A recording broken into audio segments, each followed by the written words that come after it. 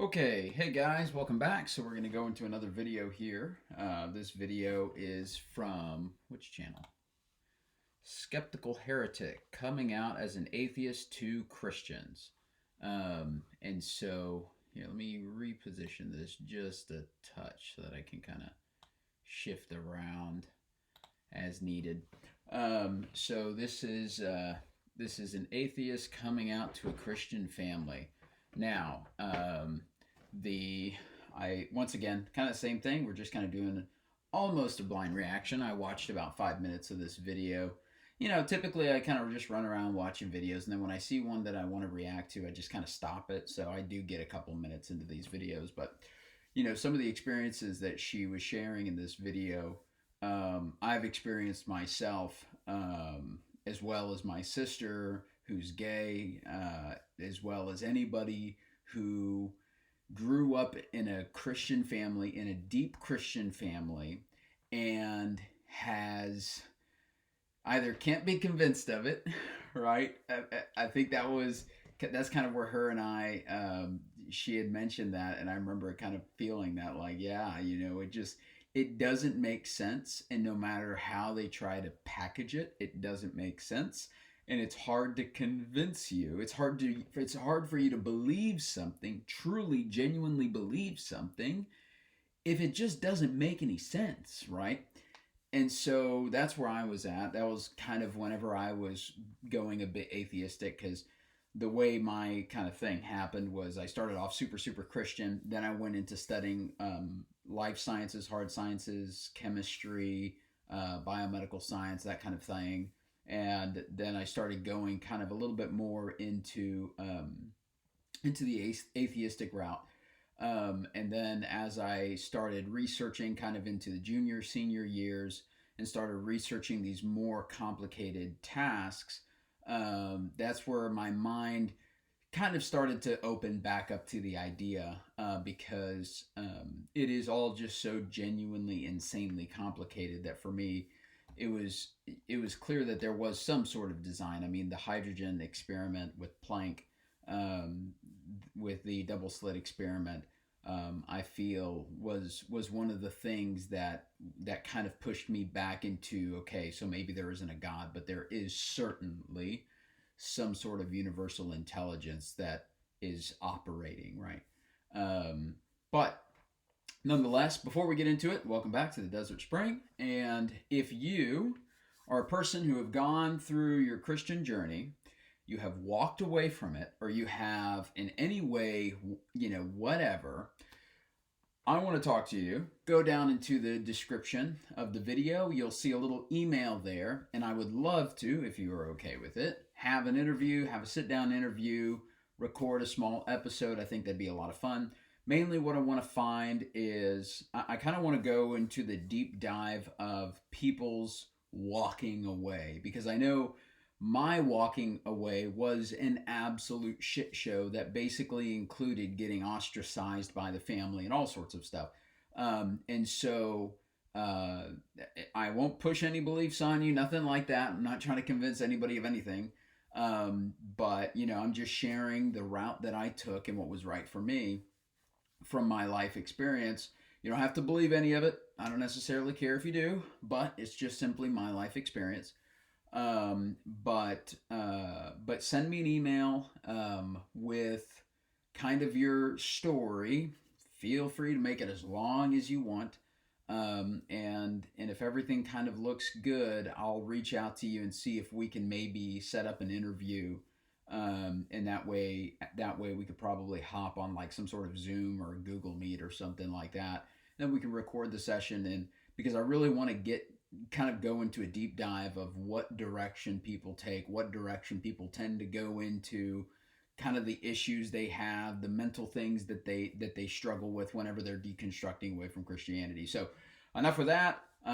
If you're interested in that, please go down to the description box, click the little email thing that I have. I want to say it's the Desert Spring 111 or Desert Spring 111.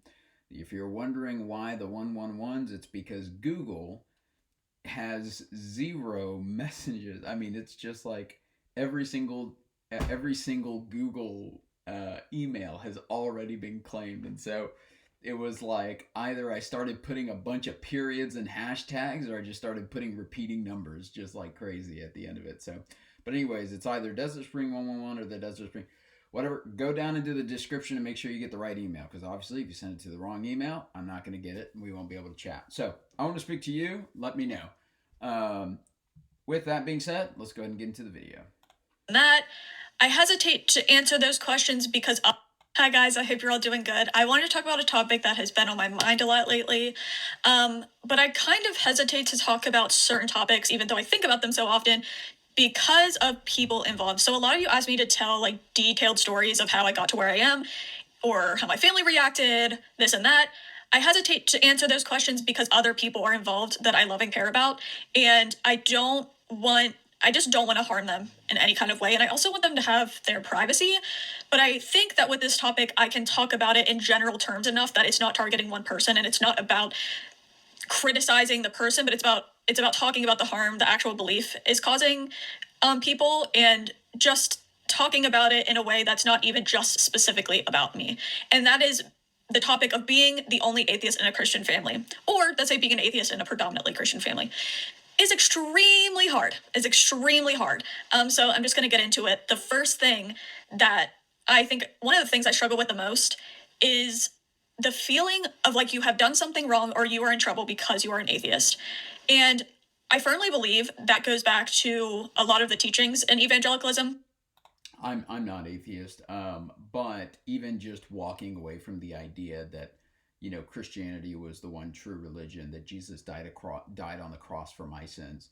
Um, there was a time where I told my mom, I was like, look, I just don't think Jesus was anybody else other than just a man. I think he was a pretty amazing person, but based off of the stories that we have of him, which once again we don't know they're true because they were all written 40 to 50 years after Jesus had already left the planet. So all of that is up for debate in my view of things. But I just don't think he died on the cross for my sins. I don't think he's God, and my mom was just like tearing up, crying, trying to make me feel like I was the problem, and it's just, yeah. And the thing is, it's not just walking away from the faith in general. I've seen the same kind of like ostracizing type of behavior from just choosing a different style of Christianity. I've seen a person go from well, we just did a video where a person went from Seventh Day Adventist to some sort of Protestant, and their family was just completely shook by it. Right? I've seen people who were born gay try to come out to their family who is incredibly Christian, and they were completely ostracized and made to feel like the problem and gaslit about the entire thing.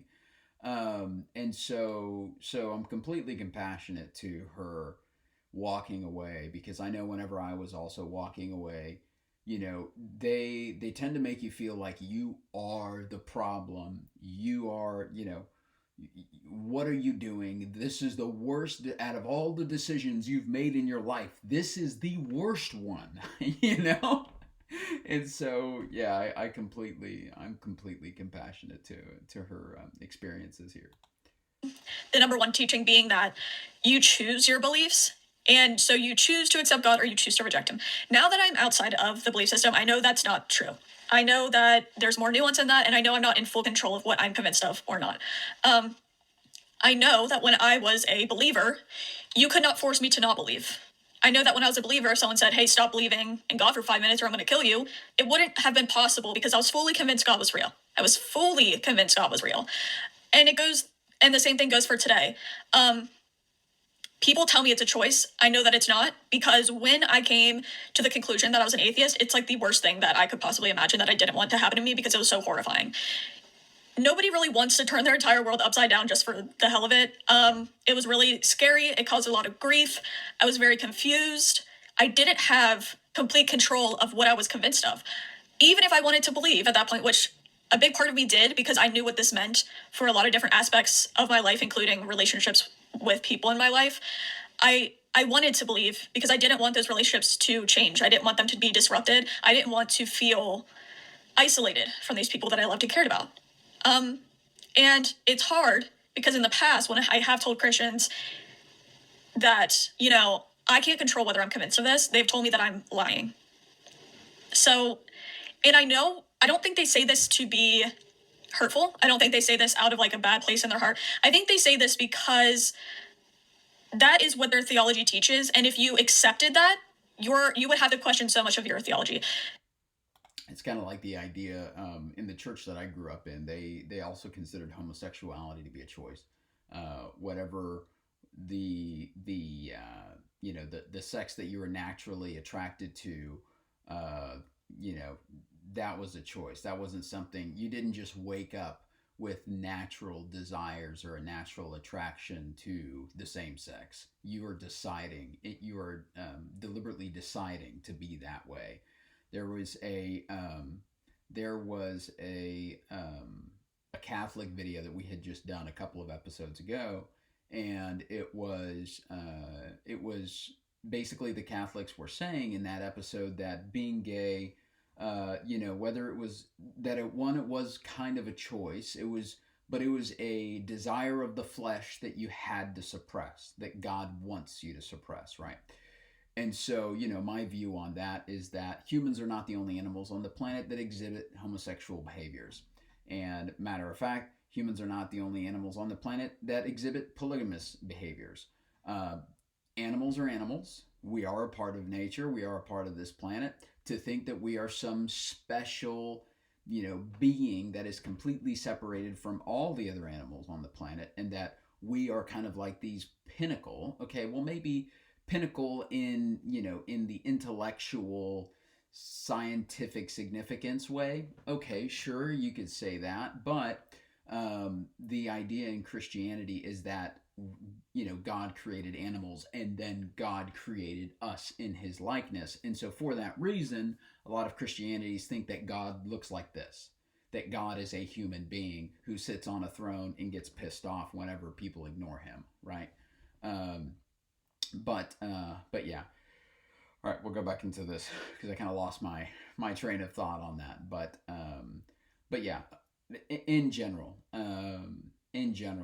you know, it was about the homosexual thing. Oh, I've already lost it. Okay, we'll go back here. For example, if you are evangelical who accepted what I'm saying about my experience, which is I don't control whether I'm convinced of God or not, they would have to think to themselves, do I really believe a just and good God sends people to hell for something that is outside of their control? You would have to cope with the fact that it's not a choice and that people don't choose to go to hell.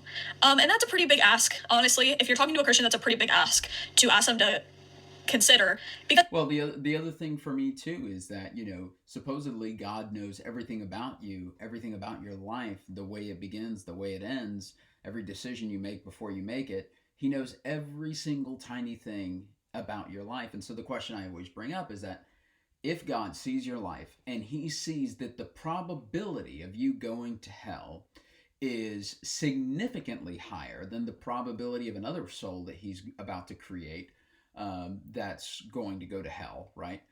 Or that's going to go to heaven. So let's say, I don't know, 15th century China. Your chances of becoming a Christian and going to heaven were probably insanely slim, right? Probably 95% chance of going to hell, right?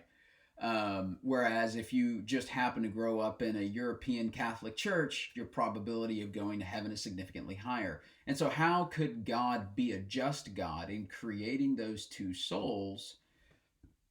Pardon me. How could God be a just God in creating those two souls, knowing that those two souls are going to experience two completely different routes in life?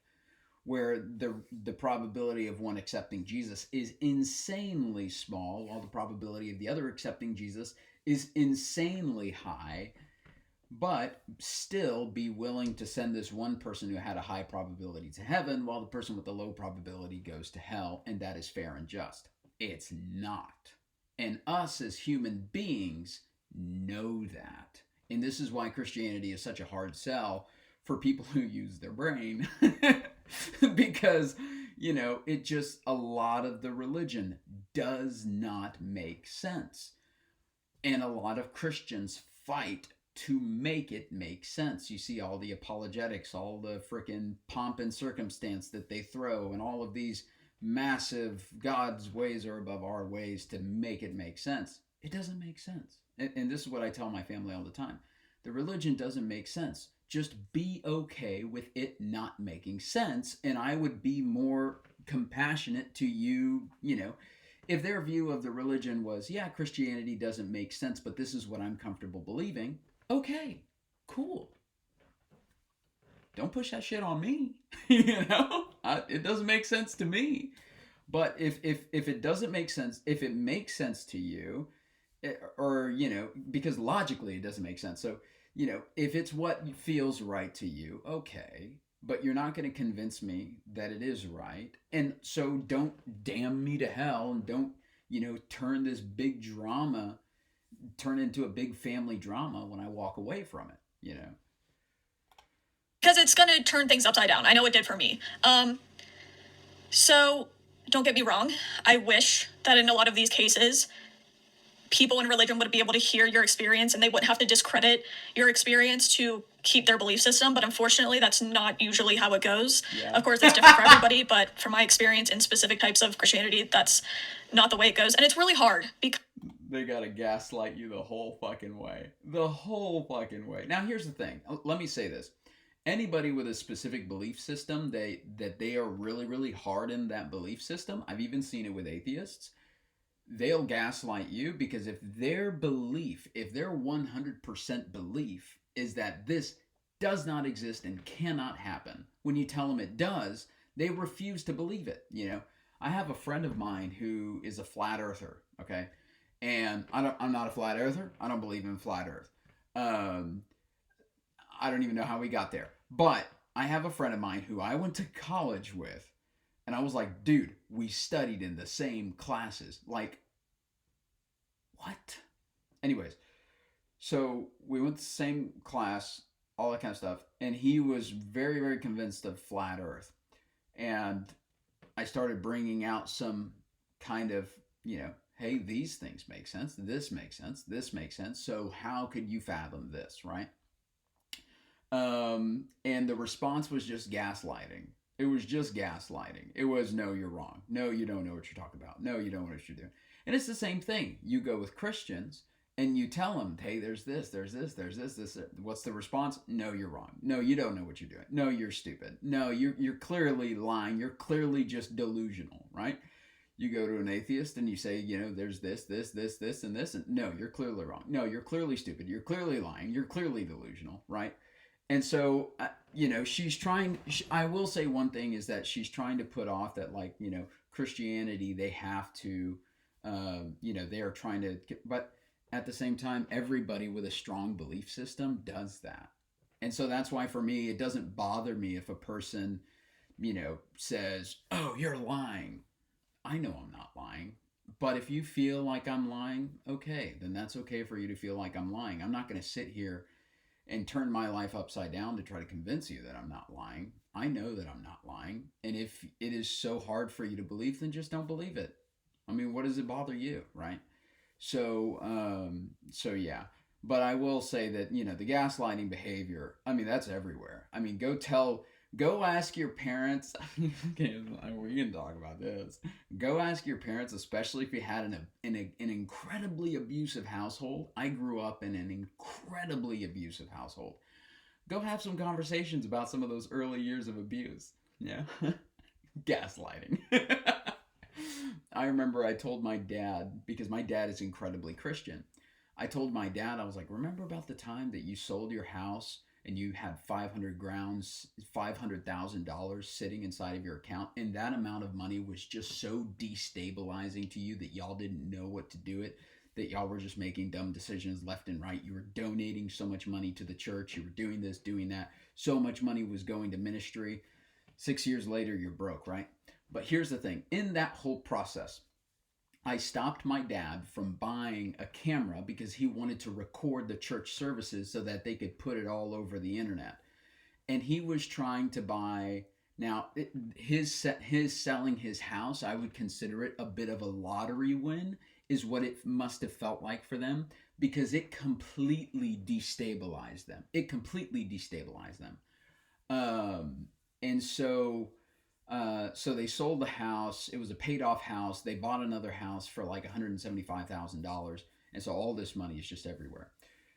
This guy goes to buy this old, decrepit 90s camera. This old 90s camera because he wants to record the church services. And I told him, Dad, you could use an iPhone. You could use an iPad. It would be significantly cheaper than this camera setup that they were wanting like $4,000 for. And it was literally a VHS system. And so it would have had to be VHS to some sort of converter to an online platform. Like legitimately, it just made zero sense. And we walk out of the store, we're on the way home, and I was just telling him, I'm like, dude, an iPhone gives you so much better picture quality. You could go to to a camera shop and buy a camera there, and even the most basic of cameras are going to put up better quality, but it wasn't the big massive setup. I kid you not. My dad turns to me, looks at me, and says, literally with the whole face thing, because I remember this shit.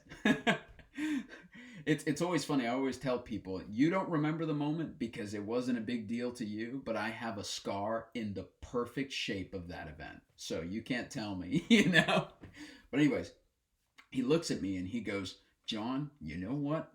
Fuck you. You do nothing but you kill my fucking dreams. And I was just like, what the hell just happened? My dad's a Christian dude going to church every damn Sunday trying to buy a camera to record church services. And this guy literally gave me the middle finger and said, fuck you. Like, dude, I was only trying to help you handle the amount of money that you were holding on to. Because I've been there, I've had a lot of money, I've lost a lot of money. I know that when you get a ton of money out of nowhere, it can be destabilizing to your nervous system to handle all that. And I know that you need time to sit with it, time to readjust to the idea that it's there, or put it in a bank account so you can't fucking see it and you just go on about your life, invest it in the markets or whatever. And so, I was just trying to help this guy, and his response is just, absolute disgusting F you. And I asked him about that. I'm like, you remember about that time? Because now he's broke, and he's back to being, $200,000 in debt. He's lost all the money. Normal. It's the devil's work, right? The devil's working on him, whatever. And I remember asking him about that event, and he gaslit me so much about that entire event. That never happened. That never happened. I don't know what you're talking about. I don't know what you're talking about. Well, if I ever did do something like that, I would be incredibly sorry. Just say you're fucking sorry. Like, this guy doesn't apologize for anything.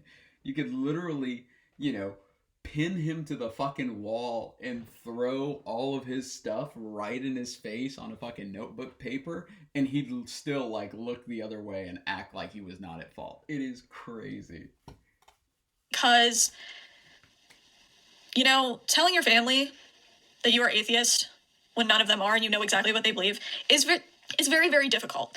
I know for me, I felt extremely responsible for their grief that came along with that. And I try, during this whole thing, and during the process of me becoming an atheist, I try really hard to remember what it was like to believe. And so I'm constantly trying to put myself in their shoes and be like, what is this like for them? And not forget that, and not forget what that felt like. So when I go to tell somebody that, I know they're going to be devastated. If you believe that someone you love and care about so much is going to burn in hell forever, that's some pretty devastating news if you think that's actually going to happen to them. So it is understandable to me that they are heartbroken, or they freak out, or they don't have a good reaction. That's to be expected. I understand that. At the same time, I am allowed to be hurt by that because it's hurtful. It's really, really hurtful. Do I think it's personal? No, I think it's part of their belief system, but is it personal to me? Yeah, it is personal to me.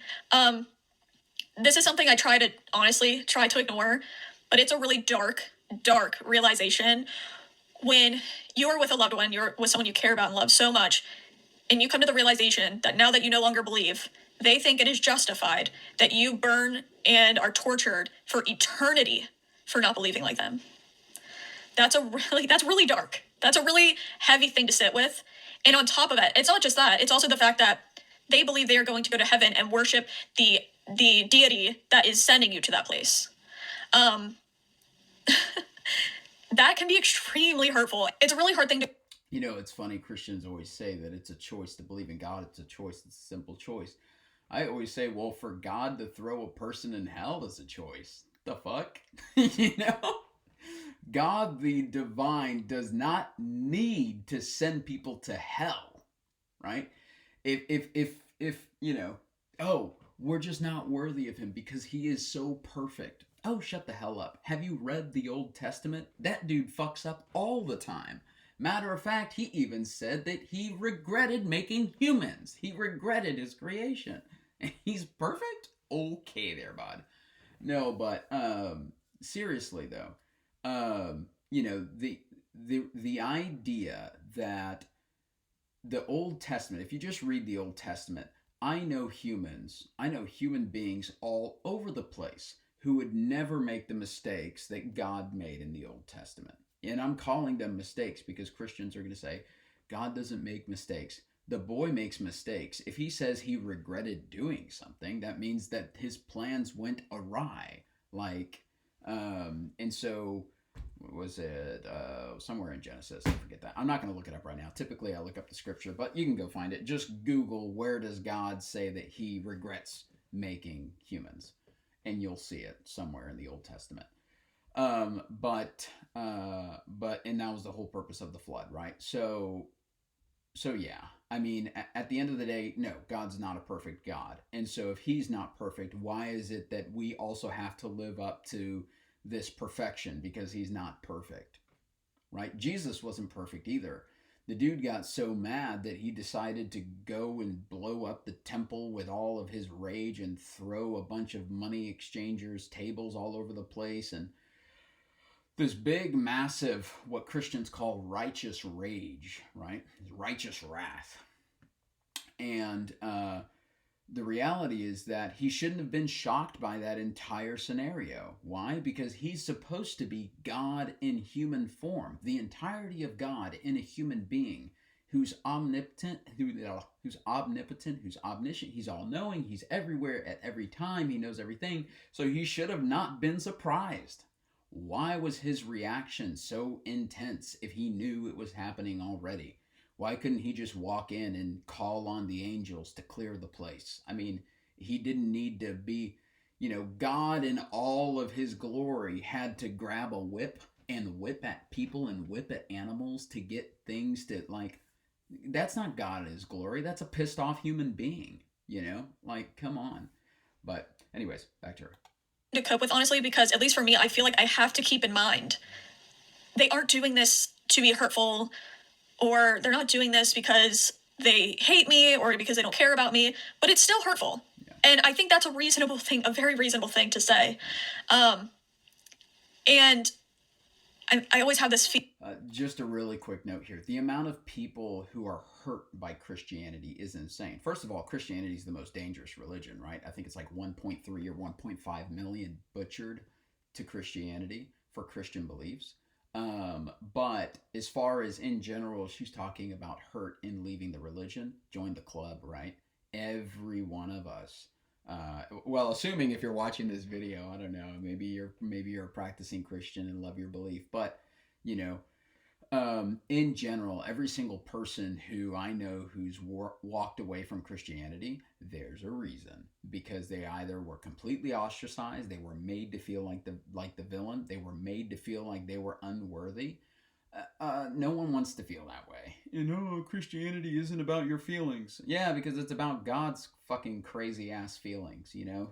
According to Morgue Official, I love that guy's channel. According to Morgue Official, this pissed off Sky Daddy, this pissed off Sky Daddy can't contain his emotions. He needs therapy. Feeling like I'm in trouble or I'm doing something wrong when I'm surrounded by Christians. And it's not because I actually am. It's because of the teachings of you are choosing this. You are choosing this. You're choosing the wrong thing. It's also especially painful and hard to cope with when... But the Christians don't even choose the right thing. You know, I can't tell you how many Christians that I know that, you know, they profess Jesus. They are pastors. They are, you know, devoted people. They are, intense with their religion, but at the same time they continue to choose the wrong things. They continue to sin, right? And so if joining Christianity was such a dramatic change in your life, why is it that you are still sinning? Why is it that you're still, falling short in your eyes? Christianity was supposed to be this dramatic change, right? Um, it, it, it's funny because Christians just kind of assume that people who are not Christians just sit around and sin all day, and whenever I was chatting with my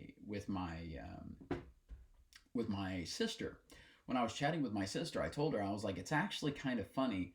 Since I've left Christianity, in a way, I've become more Christian, but I've also, taken the path of straight to hell. But, when you drop the judgments, when you drop all the BS that Christianity feeds to you, you can just show up and love people and accept people and appreciate people. And, you can express yourself. You can be the person that you want to be. And so because you're in a state of self-expression and you're bringing yourself to the table, you don't feel suppressed. You don't feel like somebody's putting you down inside of a box and tightening the lid on it and trying to make sure you never get out of that box and telling you that if you get out of the box, then you're a sinful person. You're going to burn in hell forever. You just feel free. You feel good. You feel happy. And so then you don't feel stressed. You don't feel like judging other people so much. You don't feel, it's funny. We were having that conversation and she's just like, huh? What? How are you more Christian now? You're not a Christian. And I'm like, that's right. You realize you just have to accept that that is what they believe, and there's no talking them out of it. I could sit there and beg them to believe my experience. I could sit there and beg them to reconsider things or listen to what I had to say, but I know that's not typically how it works. Now, I'm not saying nobody can change their mind. Obviously people change their mind. I'm living proof of that. That's why a lot of times when people are like, why do you even have these conversations? Nobody's changing their minds. That's not true. I changed my mind. But that has to be on their own. Okay, yeah, okay. She just said what I was about to say. I was going to say that has to be on their own. Well, not exactly that, but people do change their minds. I was a completely devoted Christian person, praying to Jesus to forgive me for my sins every night before I went to sleep. Just in case I had sinned some that day and didn't realize it. But yeah, people do change their minds, and people do change, but they have to do it for themselves, right? And so this is kind of what the purpose of this channel is, kind of what she's talking about, the reason for her channel. Show her some love over there if you guys want to. It's Skeptical Heretic is the name of her channel. But essentially, people don't change when things are lofty. People don't change when things are, things fall apart. They start to see the problems, and those problems build up to the point to where they cannot be ignored because you've got this big, massive hunk of rocks in front of you, and it's like, it's very in your face. And now that's when these channels matter, right? That's when these conversations matter, because it's, I want to create a safe place where a person can walk away from Christianity and not necessarily feel so ostracized by the entire thing, which is why I think channels like hers are amazing. Channels like Mindshift with Brandon, and then Durante Lamar.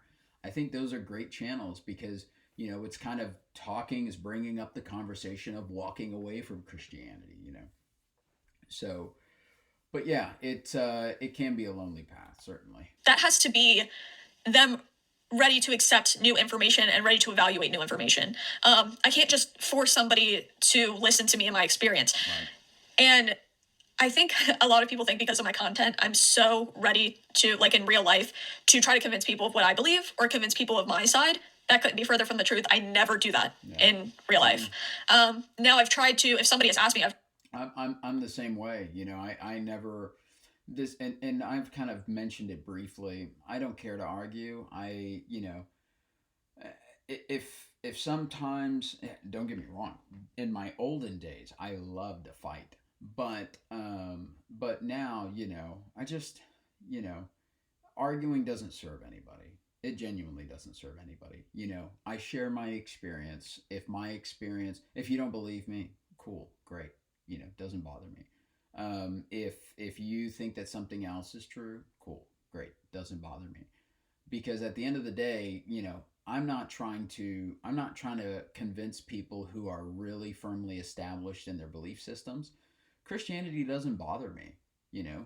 Like I said, if as long as Christian people, one, if they're not hurting people, if they're not creating the chaos and they're not doing the damage, which it's hard to take Christianity serious and not do damage, let's be realistic.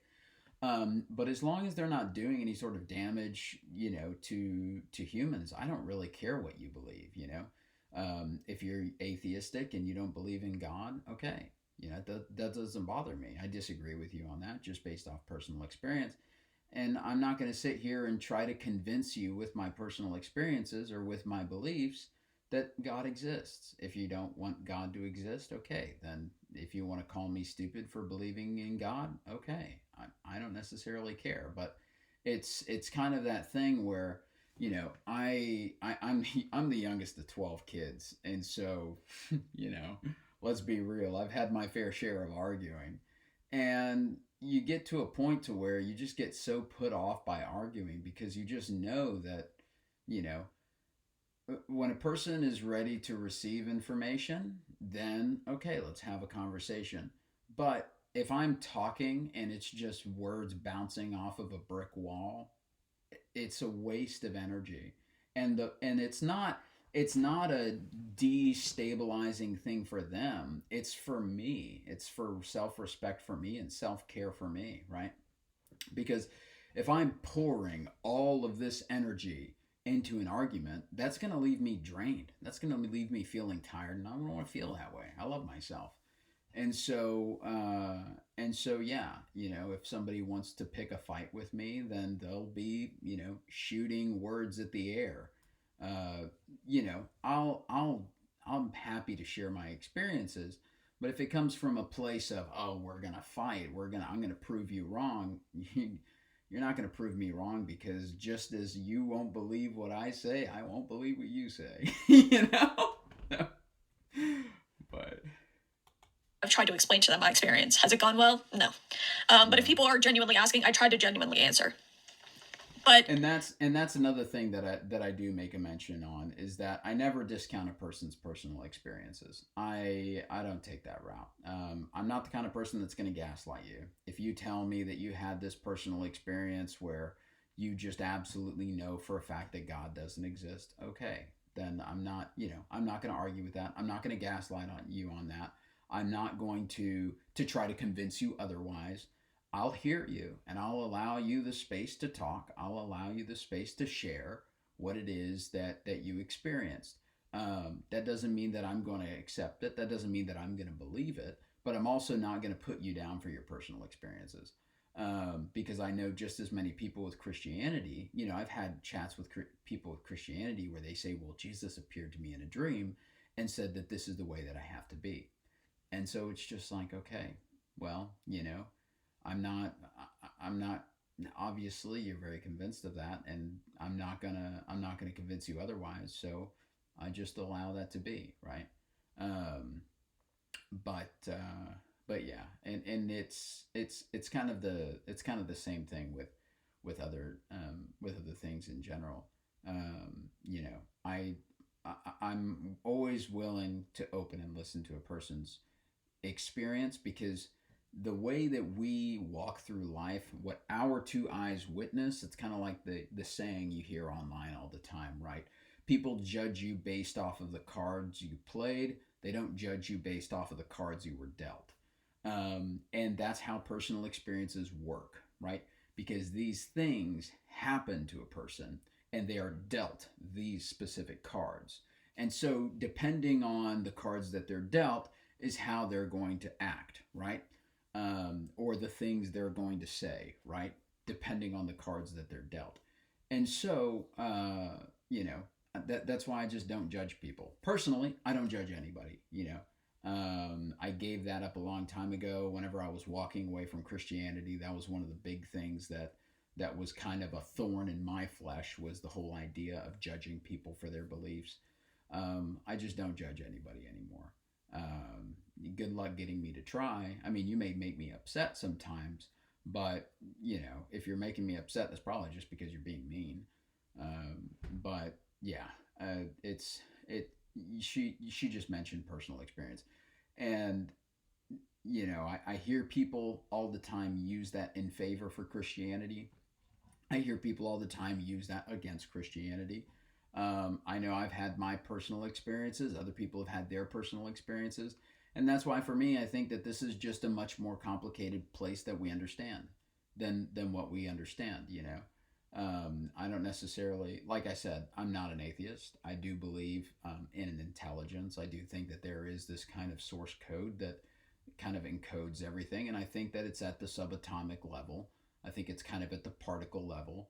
Um, but but from there, I think that's it. I think it's just this neutral thing that may exist, and that's it, right? So, anyways, back to her.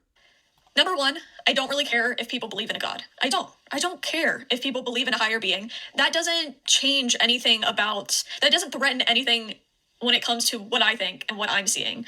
And I think that's the difference is, yes, I have my criticisms towards Christianity. Yes, I have my criticisms towards religion, but it's not a huge deal to me if somebody is a Christian.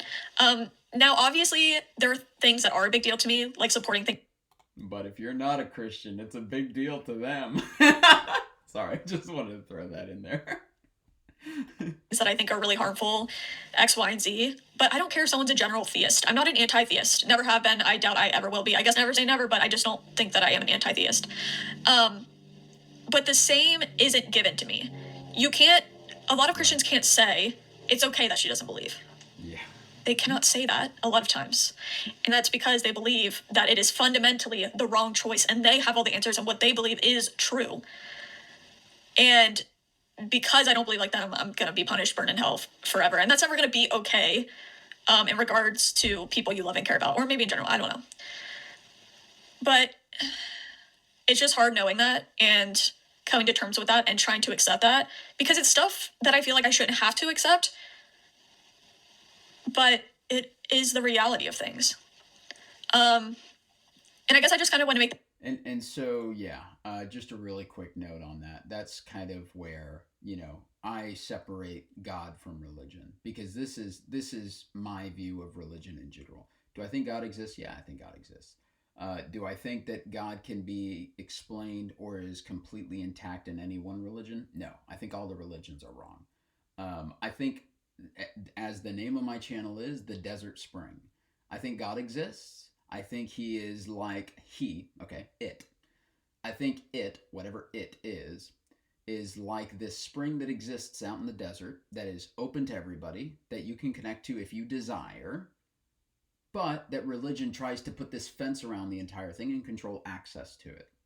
And so they only say it's only safe for you to approach this spring if you come in through my entryway. And if you want to come in through my entryway, you have to do this, and this. And then another religion, and then another religion, and another religion, when in reality, it's open to everybody, right? When you look at the double slit experiment, there is a dramatic change in the expression of a specific, what were they shooting? Photons? There's a dramatic change in the expression of photons when there is an observer versus non-observer, right?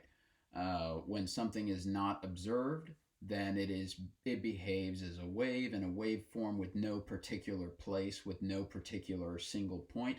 When it's observed, it then behaves differently. Now that is happening at the particle level, at the tiniest of particles that exist in this universe. This is a bunch of those tiny particles all clumped together into this. And so the way that I also see life in general, which is really going to lose people, but the way that I see life in general is that, maybe observing is what is, right? Maybe the idea of consciousness, this is where I kind of personally in my journey, I've gone off into kind of the more like Albert Einstein and Planck and a few of these other kind of scientific minds that believe that, there is just this intelligent coding. What it is, we as human beings can tag on to it what it is. We can say that it's this, we can say that it's that, we can say that it is that. But what we know is that there is some sort of intelligent coding. That is it. Right? And so as far as like the factual, scientific proof of things, right? This is why religion screws up the view of God in everybody's eyes in general, is because, religion says that God only exists here, right? Well, this book is so fucked up. There's too many problems with this book for God to exist in here. And if God is a code, this is far from it, right? And so that's why for me it's more of this, this kind of ambiguous kind of thing.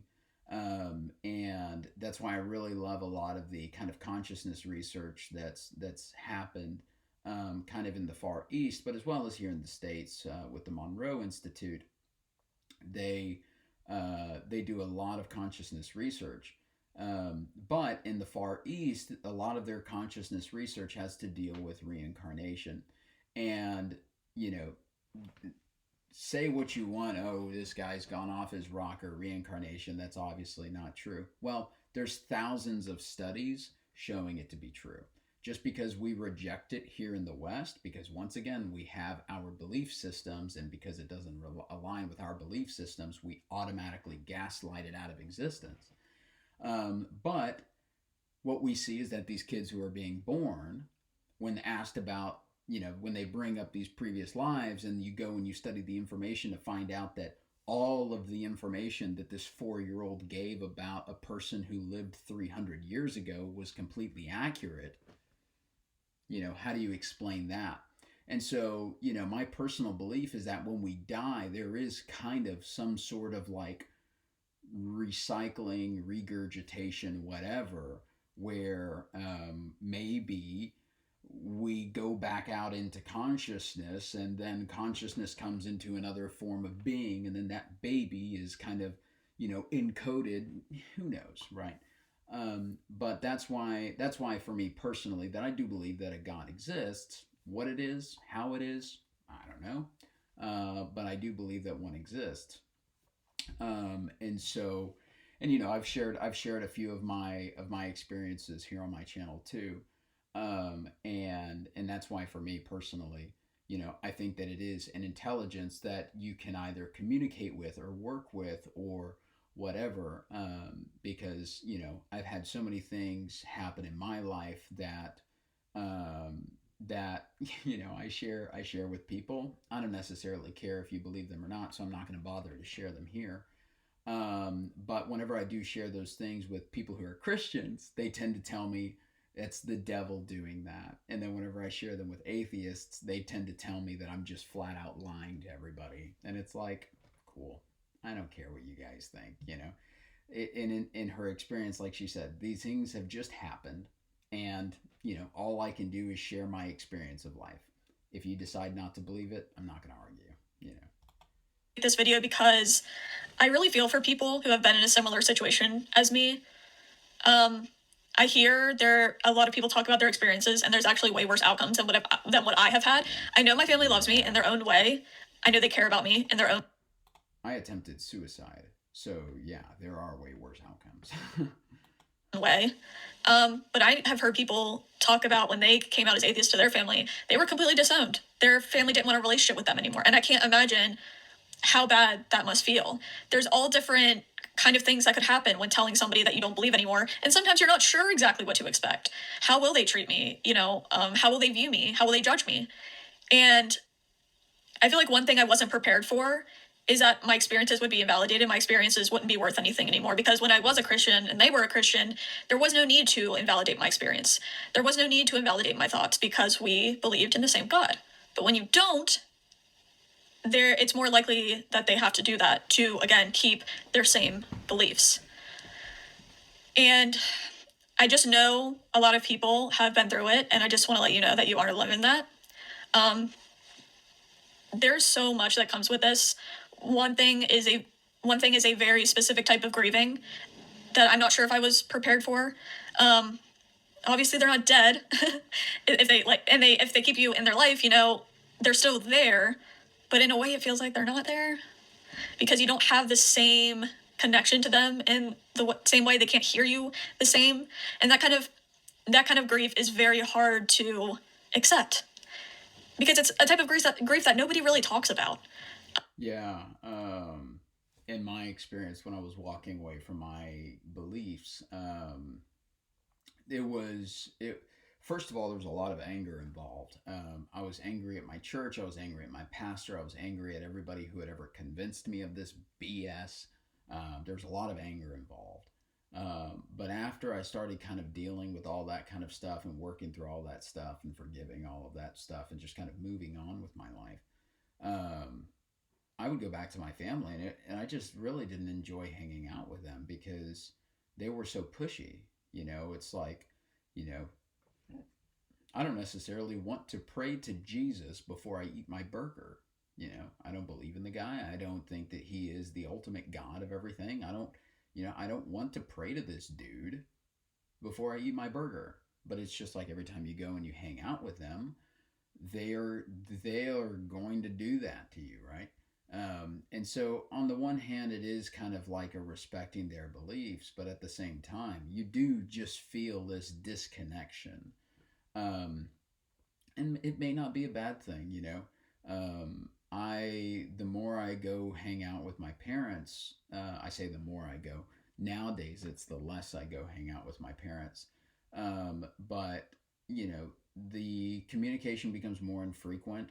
When I do hang out with them, they're just such a repulsive people to be around that I just, they're so dogmatic. They judge everybody. They're always heckling, oh, that look at that person, they're going to hell and all this kind of stuff. And it's just like they don't care about anybody. They genuinely have zero care for anybody. And I want to say it was Lamar that made a video. No, I want to say it was Mindship, Brandon. I want to say he made a video about where he made a video where he was like, if you guys actually believed this, then you would be everywhere preaching the gospel, trying to get everybody. And I rebuttal that. I don't think that that's necessarily true because I don't think that Christians actually give a shit about the general public, the general people. Because in Christianity, you have your in group and your out group, right? You have the Christians and you have the sinners, the outsiders. Now, although it's their job to go and get the sinners to turn them into insiders, the reality of the situation is that they would much rather sit in a building where they hang out with each other every single Sunday, and then they pay their $50, $100, and then they go back to their lives, right? They don't want to hang out with a bunch of outsiders. They don't want to hang out with a bunch of sinners, right? And so even though it's their job that they're supposed to be going and saving these people from an eternal damnation in hell, if they just don't give a shit about people, then they won't. And that was kind of my rebuttal idea. I mean, obviously I didn't record anything on it, but that was kind of like my rebuttal idea to one of them whenever they had mentioned that, if Christians really believed, then they would be out telling everybody that they need to come to Jesus. But I really just think that they just don't give a shit. Either they don't give a shit. Well, there are those people, those individual people that they genuinely care about, and you'll see it, right? You need to go to church. You need to go to church. You want to come with me to church on Sunday? You want to come with me to church on Sunday? All this kind of stuff, like really, really intense, and you can see it. But for people who they don't necessarily care about, like the dude at the gas station, they're not going to say anything because they don't give a shit about that guy. Hell, if the cashier accidentally gave them $1 bill extra on their change and they noticed it, they may consider it a gift from God, right? They may not even do the right thing. So And it can feel very isolating if you are the only one in your family who is like this. Because who do you even talk to about this type of thing? I obviously very strongly recommend therapy, but I know that's not an option for everyone. Talk to me. go down go down into a little plug. Go down into the description box and send me your story, and maybe we'll do an interview. You can talk to me. Everybody, and hopefully you have someone in your life you can talk to about this kind of thing. But this is also why I started making this content, because I mean, I did have a therapist and she was amazing, but I felt like I didn't have anybody who truly understood me. And my now husband, who I was dating at the time, he had always been atheist. He grew up in a kind of Christian family. I don't know what you want to call it, like a Christian family, but I don't think it was the same kind of situation as me, that's for sure. So I could talk to him about things. I could talk to him about this process I was going through, because I was becoming an atheist while I was with him. Contrary to popular belief, when I tell people this, they assume that he somehow convinced me to be an atheist. He literally never said anything to me about it. And I even told him that I was going through a faith crisis of some sort, and I could tell he was very sad for me, because he could see how much it was tearing me up and how much turmoil I was in. And he never once told me that it would be good to leave the religion or that I shouldn't believe anymore. Never once did he tell me that. And I knew it was one thing that was crucial for me in my deconstruction was blocking out the voices of telling me what I should believe. Because when you grow up in that environment, you're being told what to believe every single day. You should believe this. You should believe in this God. You should believe in this theology. You should be this. You should believe in these politics. You should believe on this issue, like abortion or gay marriage or trans rights. You need to believe X, Y, and Z. You're told all of this stuff your entire life. And I can't even begin to explain how much it meant to me that, first of all, I had a partner who allowed me to do this, and I allowed myself to do this, to just stop all of the voices and to think for myself and to come up with conclusions on my own without asking somebody what I should believe. And it was pretty frustrating to me when people would say, why didn't you go to a priest to ask them what to do? Why didn't you go to a pastor? Why didn't you go to a young person, you're not youth, but young person your age, and ask them, advice? Because I wasn't looking for confirmation. I was at one point, but I needed that confirmation. When I was believing, there's a point where I wanted confirmation that I can keep believing this thing, that this thing is worth believing in, and I'm convinced of this thing type of situation. But I needed that confirmation to come from my own experiences, from my own thoughts. I couldn't stand anymore having those things fed to me and telling me you should believe this. I wanted to look into it myself and investigate it myself and come to the conclusion from my own brain instead of essentially being brainwashed, is what it felt like. And that's why I started making this content, is because I didn't even know who to talk to about it.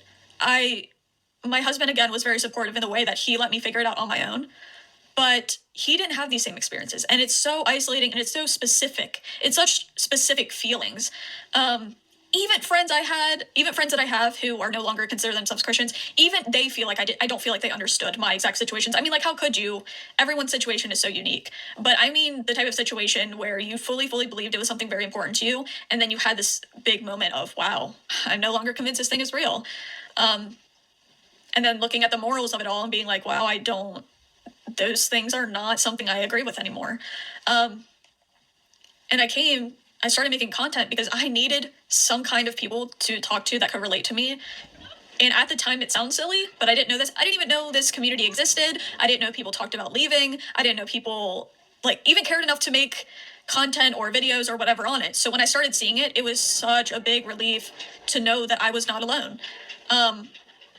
I needed that so badly. And I had never had a TikTok before, and that's where I started, and that's where I still am a lot. I had never had a TikTok before, and for some reason I discovered there was a deconstruction community on TikTok. So I got on there, I started posting. Honestly, they were more lighthearted videos about leaving Christianity and just kind of funny and kind of dealing with grief through some humor and whatever.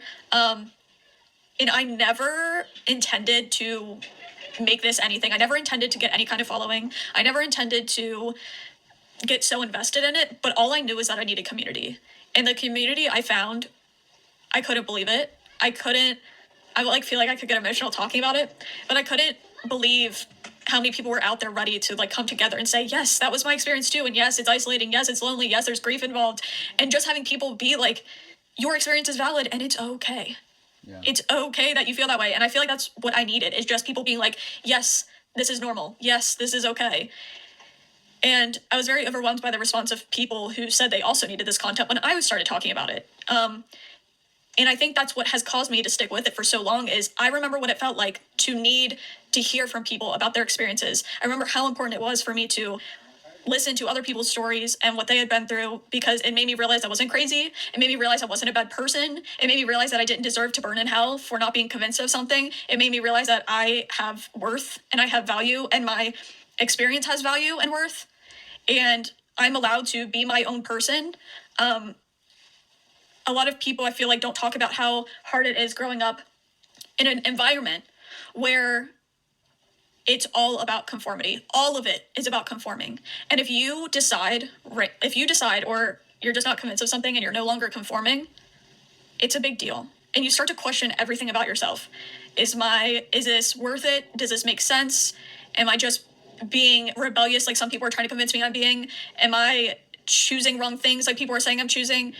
It really messes with your brain when you're brought up in conformity. And conformity, a lot of times in the United States, takes the form of conservative Christianity, because the entire thing is about conformity. You better fall in line or there's going to be an issue. You better come to this conclusion because there's going to be an issue.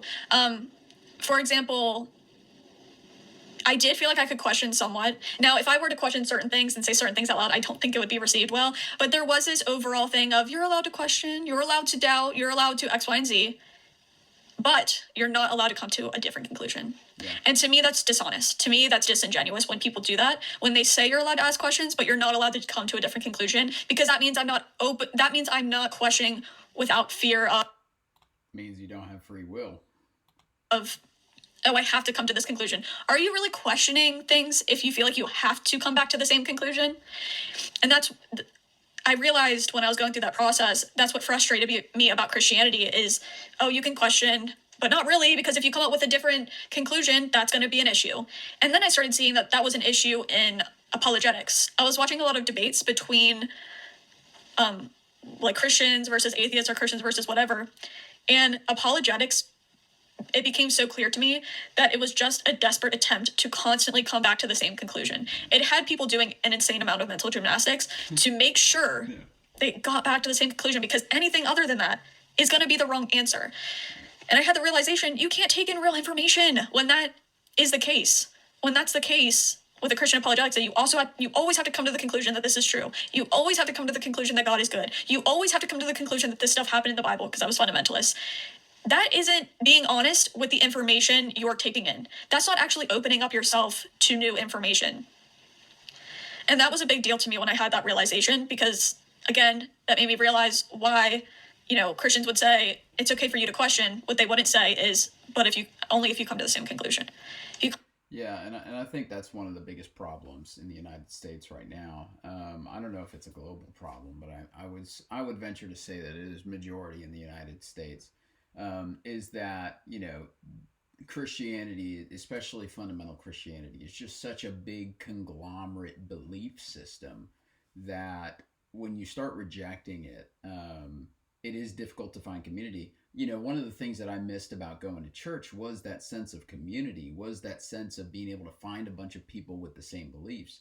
I went on my own basically for about 2.5 to 3 years, completely to myself, only believing my crazy freak thoughts about what my views on God was. And the only thing that I had to kind of like stabilize myself were these kind of like, these scientific principles. And my belief was, there does exist this thing where everything does make sense and it is all logically sound and it all can be logically proven. But at the same time, just like her, I walking away from Christianity is such a scary thing, because you're not decoupling from a belief system. You're decoupling from society. There is even if you aren't like dogmatic Christian, I would venture to say, sorry, it's late. I would venture to say that the vast majority of people in society have some sort of, religious belief associated to Jesus, right? And the thing is, I don't want to take away. Here, let me do this. Come to a different conclusion. I just don't. I just hate stopping the video on an ugly face for a person. So the one thing to keep in mind, and I'm completely compassionate to her cause because I know walking away from Christianity is so fucking hard. Um, People experience the same thing, just shifting to different denominations inside of Christianity, just shifting to different religions. I've heard of some people going from Christian to Buddhism and being completely ostracized by their family. And how do those two people sit at the same table, right? How do you take a person who grew up in a faith system that was incredibly oppressive, that was incredibly, you're allowed to have these disbeliefs, you're allowed to have these struggles, but at the end of the day, you always have to come back to Jesus. To now you're Buddhist, you're completely, gone in the Christian perspective, you're going to hell, right? How do you sit down and have a Thanksgiving dinner, right?